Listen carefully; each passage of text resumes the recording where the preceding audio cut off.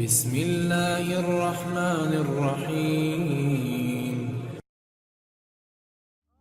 حضرت ابن عمر رضی اللہ عنہ سے روایت کی، انہوں نے کہا رسول اللہ صلی اللہ تعالیٰ علیہ وآلہ وسلم نے فرمایا، جب تم میں سے کسی کا رات کا کھانا لگا دیا جائے اور نماز کے لیے اقامت ہو جائے تو کھانے سے ابتدا کرو، اور وہ شخص نماز کے لیے ہرگز جلدی نہ کرے یہاں تک کہ اس کھانے سے فارغ ہو جائے۔ حضرت ابو ہریرہ رضی اللہ عنہ سے منقول ہے کہ اتفاق سے ایک آدمی نماز پڑھ رہا تھا اور اس کا تہبند ٹخنوں سے نیچے لٹک رہا تھا، تو رسول اللہ صلی اللہ تعالیٰ علیہ وآلہ وسلم نے اسے فرمایا جاؤ اور وضو کرو۔ چنانچہ وہ گیا اور وضو کر کے آیا، پھر آیا تو آپ صلی اللہ تعالیٰ علیہ وآلہ وسلم نے فرمایا جاؤ اور وضو کرو۔ تو ایک آدمی نے آپ سے کہا اے اللہ کے رسول، کیا وجہ تھی کہ آپ نے اس کو وضو کرنے کا حکم دیا؟ پھر آپ خاموش ہو رہے۔ آپ صلی اللہ تعالیٰ علیہ وآلہ وسلم نے فرمایا یہ شخص تہبند لٹکائے نماز پڑھ رہا تھا اور اللہ تعالیٰ ٹخنے سے نیچے کپڑا لٹکانے والے مرد کی نماز قبول نہیں کرتا۔